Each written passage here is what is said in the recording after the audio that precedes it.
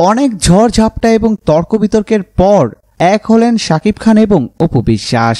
প্রথমে শাকিব খান অপু বিশ্বাসের উপর এতটাই রেগে গিয়েছিলেন যা দেখে সবাই ভেবেছিলেন হয়তো শাকিব অপুর সংসার ভাঙতে চলল, কিন্তু না, সব মান অভিমান ভুলে অপু বিশ্বাসকে বুকে টেনে নিলেন শাকিব খান। এবছরই প্রথমবার ছেলে আব্রাহাম খান জয় এবং স্ত্রী অপু বিশ্বাসকে নিয়ে বাংলা নববর্ষের প্রথম দিন পহেলা বৈশাখ পালন করলেন শাকিব খান।